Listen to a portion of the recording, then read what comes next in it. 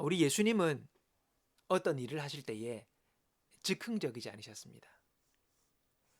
매사에 하나님께 여쭙고 하나님의 뜻이라는 확신을 가지고 일하셨습니다. 예수님께서 이 땅에 오시는 것도 그래요. 세상의 구주를 간절히 원했지만은 마음대로 그분이 오신 것이 아니라 하나님께서 보내시는 그 시간에 비로소 우리 예수님이 오셨습니다. 우리 하나님께서 세상 모든 일을 적당한 때를 두셨습니다. 그래서 예수님도 아무리 옳은 일을 해도 아무리 지금 절실한 일이라도 꼭 하나님의 때를 맞춰 행하셨습니다.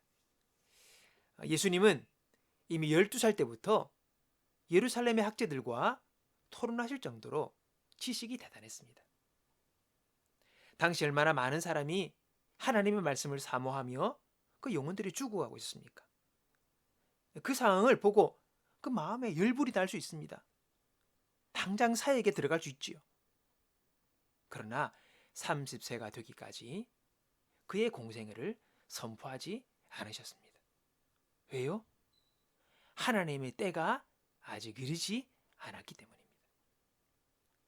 믿음의 사람은 하나님의 때를 기다리는 것을 두려워하지 않습니다. 그리고 믿음의 사람은 서두르지 않습니다. 예수님은 좋은 일이라고 그게 다 하나님이 뜻하신 것이 아님을 아셨습니다. 복음을 전하시고 치유사역을 하셨을 때에 많은 사람이 예수님께 몰려왔습니다. 그러나 새벽에 기도하시고는 다른 곳으로 가자고, 거기서 복음을 전하자고 하십니다. 그리고 하나님의 뜻을 따라 거기를 떠나가시죠. 마가복음 1장의 내용입니다. 인간적으로는 거기 머물 이유가 많았지만 하나님의 뜻을 따라 예수님은 움직이셨던 것이지요. 사람의 의견보다, 생각보다 하나님의 뜻과 인도하심이 더 중요한 것을 아셨기 때문입니다. 우리 예수님은 선교한다고 온 세상을 돌아다니지 않으셨습니다. 예수님은 가르친 일을 한다고 여러 권의 책을 저술하지도 않으셨습니다. 단 한 권도 말입니다. 예수님은 세상에서 해야 할 사역들이 넘쳐나는데 자기를 따르는 자들의 숫자가 적다고 인위적으로 숫자를 늘리지도 않았습니다. 그럼에도 불구하고 참 신기한 것은 내가 아버지께서 내게 하라고 주신 그 일을 다 이루었다고 우리 주님이 고백하셨다는 거죠. 여러분 놀랍지 않습니까? 이것은 우리가 주님을 따르는 자로서 곱씹어 봐야 할 부분입니다. 예수님은 하나님의 종으로 주인이 명하신 일을 하는데 온통 집중하고 헌신하셨습니다. 그러나 거기에는 지침도 분주함도 없었다는 것입니다. 자기 두조적인 신자는요, 자신의 열심과 뜻을 가지고 하나님 일을 하느라 너무 지치고 바쁩니다. 마치 마르다처럼 말입니다. 그런 신자는 늘 분주하고 마음의 평안도 누리지 못합니다. 옳은 일을 한다는 명분은 있으나 진정 주님이 주시는 평안과 안식은 누리지 못한다는 것이지요. 베드로가 성전 미문에 안전뱅이를 고쳤습니다. 그런데요, 그는 시간상으로 볼 때에 예수님이 계실 때도, 사회 가실 때도 거기서 구걸을 하고 있었습니다. 그런데 예수님은 그를 왜 고치지 않으셨습니까? 예수님은 모든 좋은 일을 다 하려고 세상에 오신 것이 아니라 아버지의 뜻을 행하기 위하여 이 땅에 오신 것이지요.